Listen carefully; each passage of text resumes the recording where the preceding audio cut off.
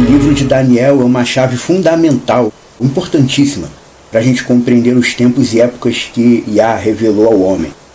Mas os opositores de Yeshua fizeram um trabalho muito bem feito, entre aspas, no sentido de alterar a verdade. Não só os rabinos do atual judaísmo proíbem seus discípulos de ler o livro de Daniel por conta própria. Sim, é isso mesmo. Eles proíbem seus discípulos de ler Daniel por conta própria. Como também mudaram várias coisas na tradução dele. Em primeiro lugar, os judeus dizem oficialmente que aquele ser que apareceu para Daniel, na beira do rio, era um anjo. Mas o contexto do capítulo nos mostra outra coisa. Na verdade, aquele ser que apareceu para Daniel e fez as revelações todas a ele, não era um anjo. Era o próprio Yeshua em sua forma de Elohim, antes de nascer como humano. Paulo escreveu aos Filipenses falando sobre isso, que Yeshua existia na forma de Elohim antes de nascer como homem. Foi Yeshua que apareceu para Daniel e fez aquelas revelações.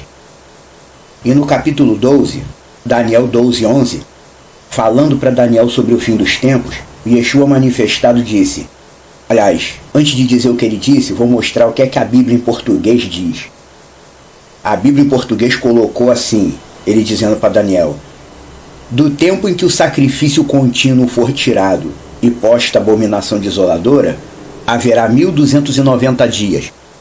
Mas pela milésima vez, não é isso que o texto original está dizendo. Sacrifício contínuo. Em outras versões diz sacrifício diário.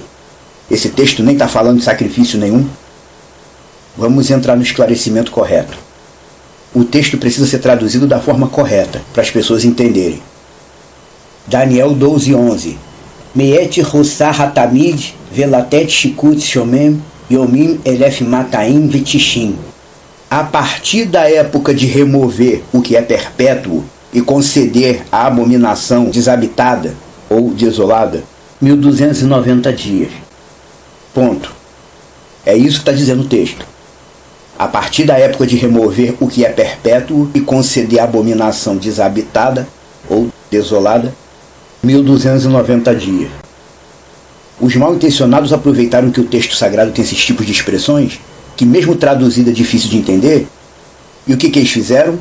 Ao invés de colocarem a tradução da frase, eles interpretaram a frase e colocaram a interpretação deles. Como assim? A época de remover aquilo que é perpétuo? Abominação desabitada ou desolada? O que significa isso? Mesmo depois de traduzida, não dá para entender assim de cara. Isso a gente já tem que interpretar olhando o texto com olhos judaicos, porque tudo que está escrito na Bíblia vem da mentalidade judaica. Então vamos assim, o que é perpétuo na cultura judaica? O sacrifício, como os tradutores do mal colocaram nas Bíblias? Não. Se o sacrifício, o abate de novilho que eles chamam de sacrifício, fosse perpétuo, estava ainda sendo praticado. Yah removeu isso. Qualquer judeu versado nas coisas de Deus sabe que o sistema de abate de novilho foi estabelecido para ser temporário. O que é perpétuo em Israel é o Shabat, é a Torá, é a servidão, a avodá, o servir a Deus. Mas quando o Antimachia assumir o reinado em Israel, ele não irá honrar o legado da Torá, ele irá fazer as coisas do jeito dele. Mas o sistema já vem alterando os conceitos de dentro da Torá, então o pessoal vai pensar que está dentro da Torá, mas não está. O texto da Didaquê, que é um texto nazareno, do primeiro século, chama o Antimachia de o enganador do mundo. Ele será o homem do pecado, como disse Paulo, o falso rei. Falso rei porque ele não será da descendência de Davi realmente. Paulo disse aos Tessalonicenses que o homem do pecado faz tudo de acordo com a eficácia satânica. Ou seja, ele levará os habitantes de Israel a acreditarem que estão obedecendo a Torá, mas sem na verdade estar. Na verdade não estará obedecendo a Torá. Mas os conceitos da Torá já estão tão modificados pelo judaísmo atual que o pessoal nem vai perceber que está fora da Torá. Muitos já estão fora da Torá lá em Israel e não percebem.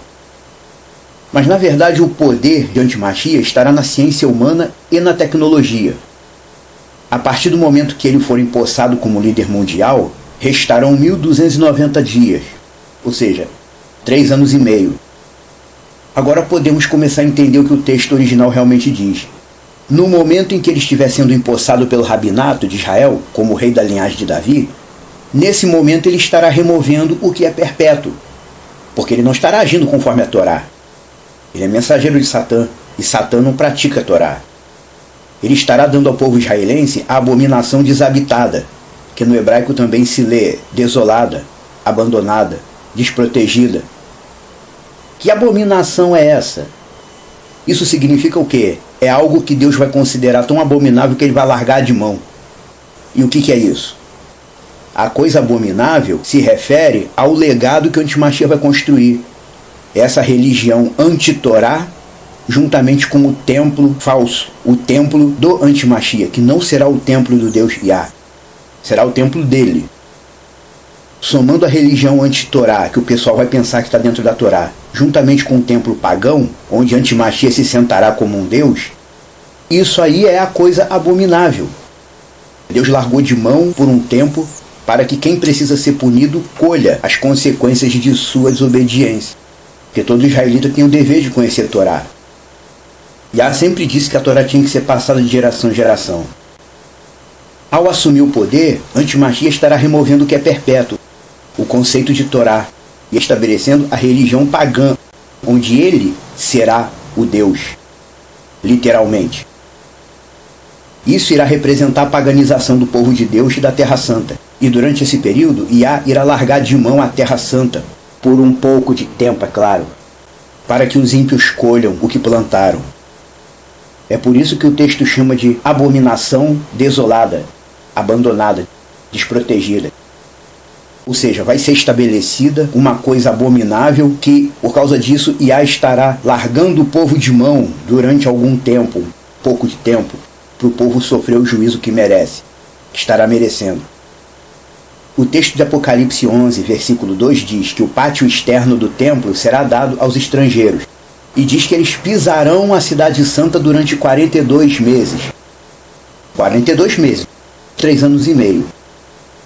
E quando o texto fala aí que os estrangeiros pisarão a cidade santa, não é pisar no sentido de ir para lá, não. Ah, eu tenho vontade de pisar em Israel, de ir lá. Não, não é isso.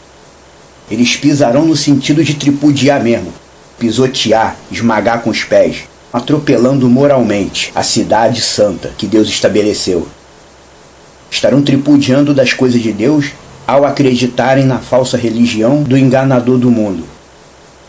Com tudo isso que Yah permitiu para trazer juízo em Israel e também a outros povos, Antimachia estará incentivando o estrangeiro sem Deus a pisar em Israel, no mau sentido mesmo, a pisotear nas coisas santas.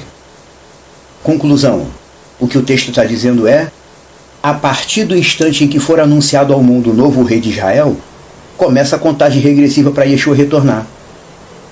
Mas por que os antigos emissários de Yeshua escreviam dizendo que a vinda dele estava muito próxima? Eles viviam dizendo: a vinda dele está próxima. E não estava, naquela época. Por quê? Porque as coisas que Deus faz seguem um padrão de acontecimento que parece que tudo que está escrito já se cumpriu. Algumas coisas escritas na Bíblia parece que já se cumpriu 3, 4, 5 vezes. Porque o modo de Deus agir tem um padrão. Mas o verdadeiro fim de todas as coisas não pode chegar antes de Israel voltar a ter rei. Israel ainda não voltou a ter um rei. E esse rei que Israel terá que ter para tudo se cumprir profeticamente será um falso descendente de Davi. Ele será alguém que conseguirá dialogar com os palestinos e com as principais lideranças do mundo. Mas por enquanto não devemos nos preocupar muito com isso, porque o sistema global ainda não anunciou quem será esse rei. Mas o que o texto de Daniel está dizendo no sentido espiritual é isso. A partir do momento que o serviço verdadeiro for removido e for estabelecida a abominação que Deus vai largar de mão, o templo impuro com a religião falsa, a partir desse momento, 1290 dias. Contagem regressiva para Yeshua retornar.